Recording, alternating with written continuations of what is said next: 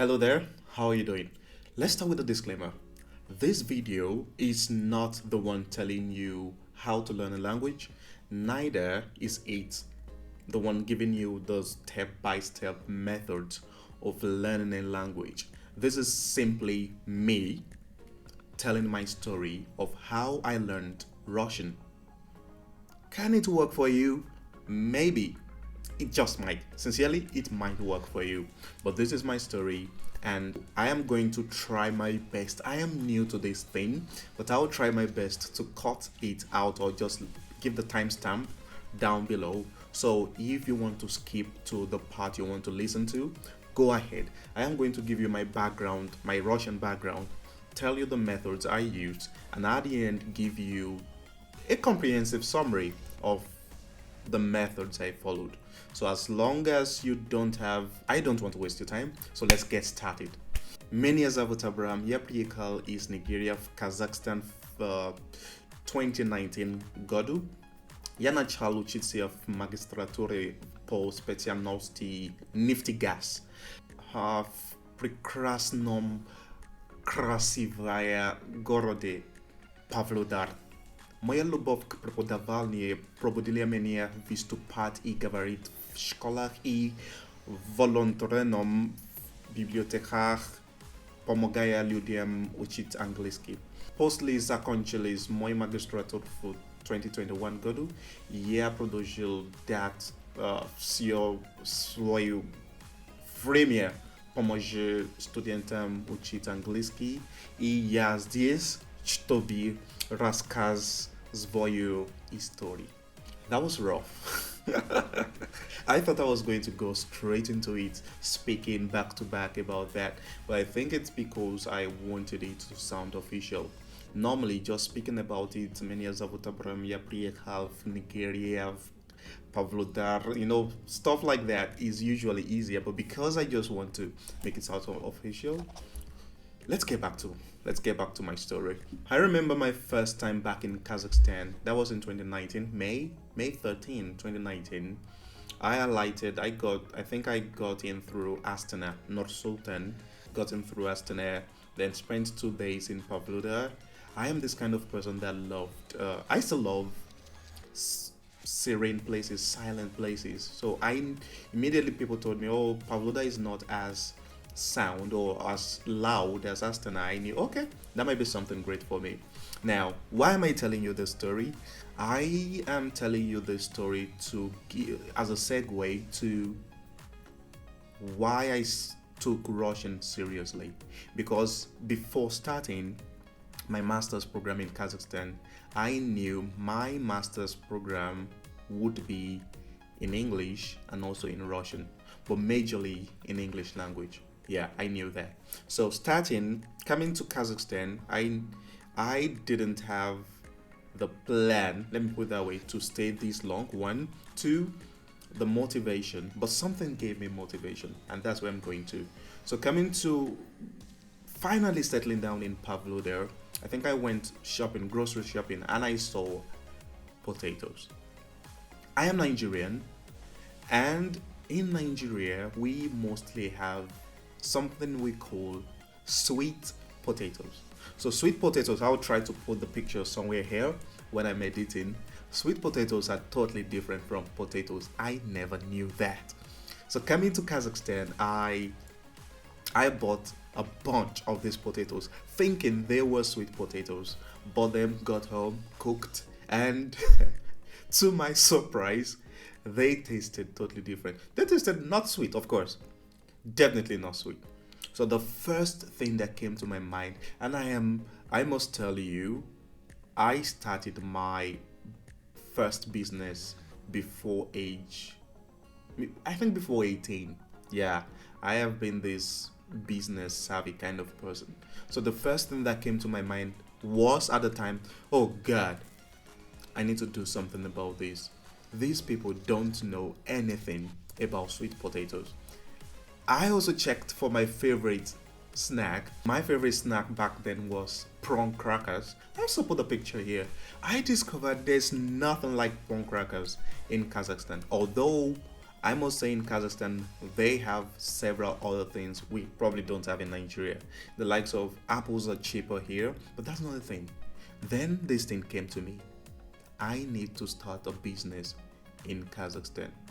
Wait, how do I start a business if I don't speak Russian? And that is my number one motivation for starting Russian. The reason I gave you that story is that most people that came before me or 3 months into my coming, they said, "Oh, they couldn't speak." I still know some people here for years and they don't speak Russian. So the first thing is you should find something strong enough. Now, motivation is something that is relative, number one, and can fail. I am getting to that story. I started learning Russian simply because I know at the end of my master's program I would dabble into business. I needed I needed to get to a level that would be amazing to speak around me. I started 2019, 2020, then the pandemic came. I must tell you that, okay, I decided to learn Russian on my own, but my first 3 months in Kazakhstan, I dedicated to myself to an official university. I think this university told us we had to do a voluntary 36 hours of Russian learning. So I went to Russian. I went to the university 3 times a week for 3 months. That's 36 hours, right, to learn Russian. So outside that, you're on your own. Basically, I was able to understand the alphabet and some other things. Now, I went straight into learning Russian. That's my first. I don't want to call it steps, but that was my first. That was my basis of learning Russian. I wanted to do business. Now, the pandemic came. I didn't know what, everybody, we were confused. So I didn't know what was next or what would be. I just didn't know. Then I dabbled into tech. I studied so I was, the university switched to online system. So I would do my university thing in the morning. Then later in the evening I was free. So I went into tech, studied product design, and gradually my affinity to learning Russian reduced because I stopped seeing myself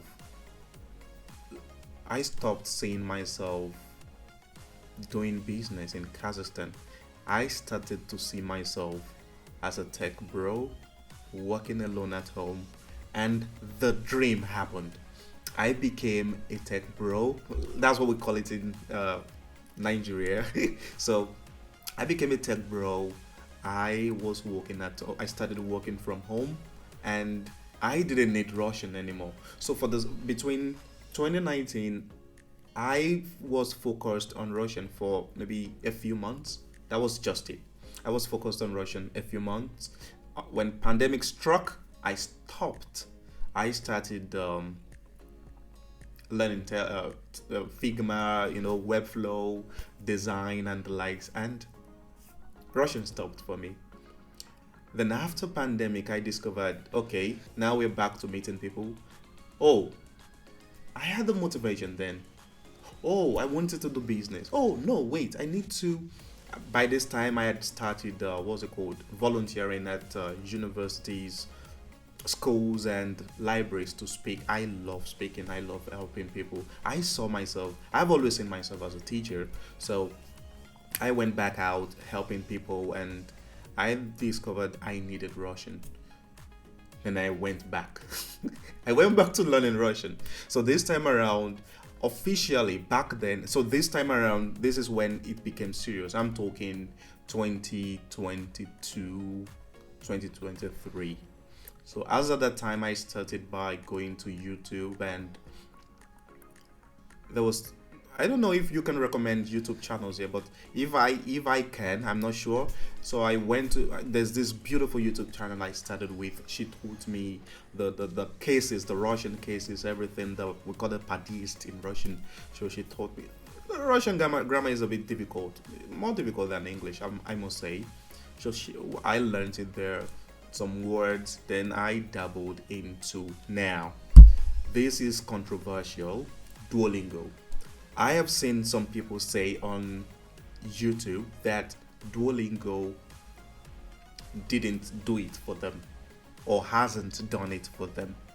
But with my experience, I must say Duolingo helped me incredibly. Okay. Right now, I think late last year I started it again, and now I'm on a 200-day streak. But way before, back in middle late 2022, I started with Duolingo. I was just, in and out practicing. Then it was just it. New words. I was able to get new words every day. Now, this is my personal method. I made sure on Duolingo I learned 5 new words every day. I learned 5 new words every day, and I still have a book where I write those 5 new words. So I write them down every day. There's a plethora. Plethora means a lot. There's a plethora of words I've learned in Russian. So as I'm doing this, I plan to edit and maybe show you the book with those my Russian words.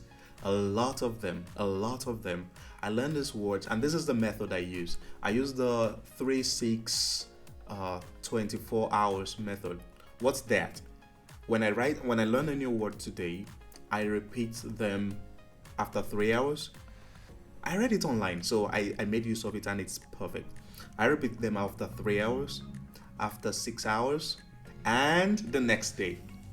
So the thing is that if I try to repeat them after 3 hours and I can't remember, I start again. 3 hours. Even if at 6 hours, I set my alarms back then. Even after 6 hours, I don't remember. I go back to 3, 6, 24. And the words kept on compounding until I was able to put them all here. So that was one. So apart from Duolingo, writing them down. Some people just believe going on Duolingo, practicing and practicing without writing down. I think to me, writing down did it for me and still does.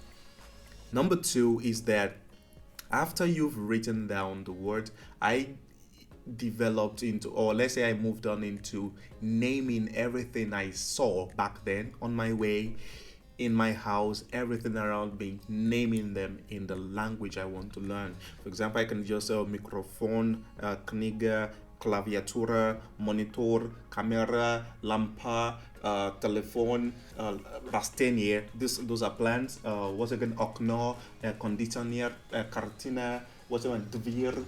A lot of things. Divan. A lot of things all around me in